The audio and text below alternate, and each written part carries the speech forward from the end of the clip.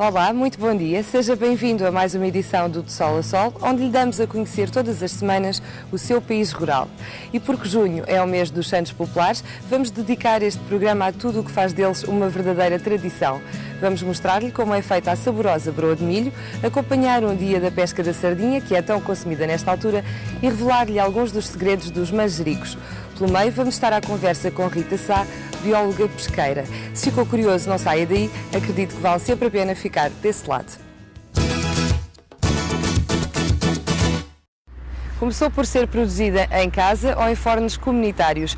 Hoje em dia, e acompanhada de uma sardinha bem fresca, a broa de milho é presença habitual na mesa dos portugueses. Fomos saber como se faz este pão. São mais de 300 as receitas de pão portuguesas. Dizem os especialistas que temos no nosso país alguns dos melhores pães do mundo. A broa de milho será por muitos considerada um deles. Nasceu no século XVI, a altura em que as viagens marítimas abriram espaço para novas invenções gastronómicas. Com a descoberta que os espanhóis fizeram na América do Sul, trouxeram milho para a Europa. Não havia milho na Europa. E o milho veio para a Europa para que sítio? Para a Galiza. E Galiza é a mesma coisa que dizer Minho. Então começou-se a cultivar também milho no Minho. Do cultivo do milho rapidamente se passou à transformação e a broa começou a expandir-se para sul. Com o tempo aumentou também o número de broas existentes. Hoje é possível encontrar-se receitas com ingredientes como chouriço ou frutos secos. Nas mais tradicionais encontramos, por exemplo, a broa de avintes, a broa meada e a broa terçada, aquela que se fabrica hoje aqui. O nome vem dos 3 tipos de farinha usados na sua produção. O milho não tem glúten. Não tem proteínas, hein? É um pão de uma farinha muito rústica. Ou melhor, pode ser, hoje é feito em moagens moderníssimas. Só que não tem glúten e a gente tem que sempre pôr centeio. Nunca se fez pão só com milho. Juntava-se centeio. E hoje já não se faz só com juntando centeio, também juntando algum trigo. Porque a massa fica muito pesada, porque os gases da fermentação precisam de qualquer coisa para agarrá-lo. E o que é que agarra? O glúten. O resultado é um pão pesado, fechado e nutritivo que só existe no nosso país. Para o produzir, há hoje misturas de farinhas previamente preparadas.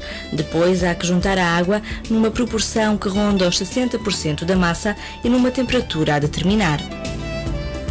A temperatura da água é função da temperatura ambiente e da temperatura da farinha.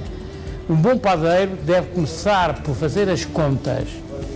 Tem uma fórmula em que a temperatura da água é igual 3 vezes a temperatura da massa menos a soma da temperatura do ambiente e da farinha.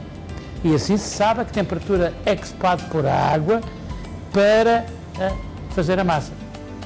No caso da broa, a água deve ser quente. Vítor Moreira sabe de cor esta receita. É conhecido como o Papa do Pão por, ao longo dos 82 anos de vida, ter revolucionado o fabrico deste alimento em Portugal.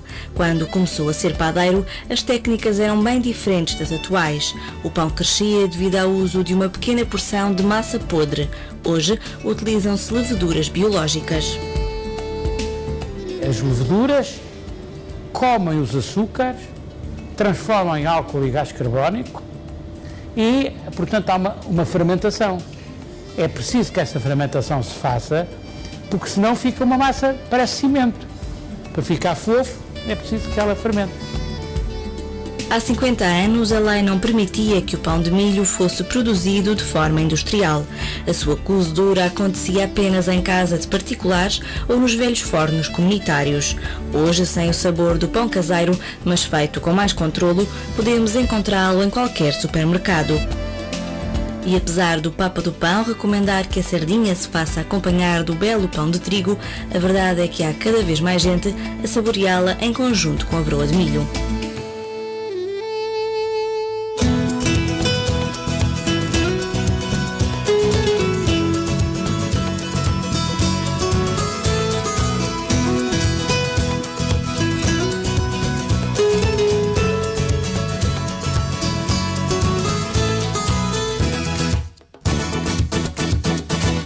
Em broa, em qualquer tipo de pão ou até mesmo no prato, as sardinhas fazem as delícias de quem gosta de festejar os Santos Populares com um gostinho especial. O De Sol a Sol embarcou a bordo do Pombinho, em Sesimbra, e foi acompanhar a pesca da sardinha. São 6 da tarde. No porto de Sesimbra, a ansiedade já se faz sentir e prepara-se o barco e o espírito para partir para o mar. A bordo do Pombinho, o tempo é incerto. Podem ser 6, 14, 18 ou até 20 horas de pescaria. As marés ditam a sorte e a vida de quem se dedica à pesca. É uma vida difícil. Trabalha-se muito. O ordenado não é certo, é conforme a pesca, mas o trabalho é sempre o mesmo. O ganho, se apanhar peixe, ganha. Se não se apanhar, não há nada para ninguém. Nota-se mais alguma fraqueza do peixe. O peixe em si cada vez há menos e preços cada vez são mais baratos. Torna-se sempre, de alguma forma, a pesca sempre mais dificultosa para as pessoas que andam nela a fazer a sua atuação. Navegam-se algumas milhas enquanto a luz do sol se vai tornando mais fraca. O tempo de espera até que apareça um cardume de peixe que justifique lançar as redes permite alguns momentos de descontração.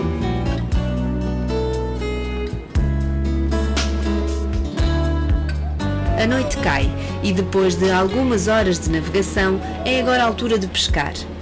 Solta-se o barco de apoio que se desloca o suficiente para fazer o cerco com as redes de cerca de 800 metros. O segredo é fazê-lo da forma mais perfeita possível para assim se apanhar o cardume na sua totalidade.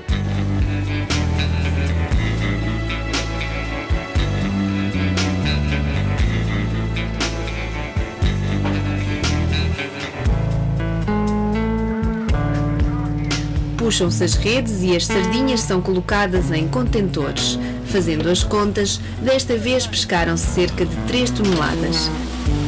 Enquanto a noite ainda dura, há tempo para mais uma pescaria. O processo é rigorosamente o mesmo. Desta vez pescam-se mais 2 toneladas e regressa-se ao porto de Sesimbra, já com o dia a nascer, e 5 toneladas de sardinha. A noite não foi fácil.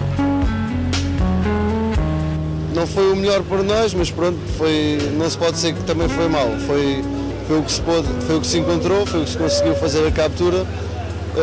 Ao longo da noite as correntes de água também não ajudam a fazer o trabalho por completo e também algumas evidências podem acontecer também alguns imprevistos. Já com a embarcação atracada, é agora a altura de descarregar os contentores e separar o peixe. Algum vai para iscos, outro para as fábricas para ser transformado em conserva.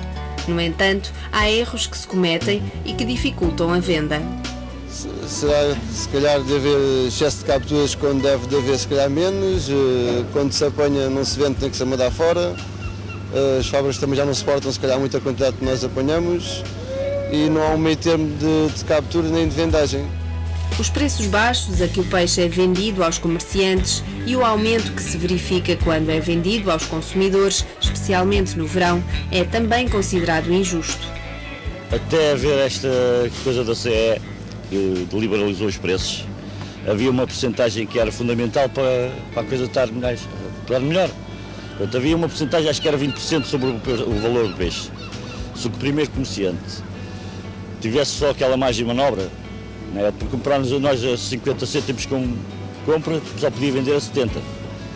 E desde que isso acabou, pode comprar a 20 cêntimos, 30 cêntimos e vender a 1000. Nós não sobrevivemos com 2 meses de trabalho.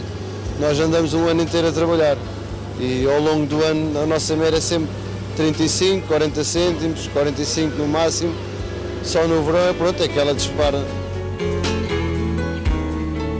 Às 10 horas da manhã e já com o peixe separado,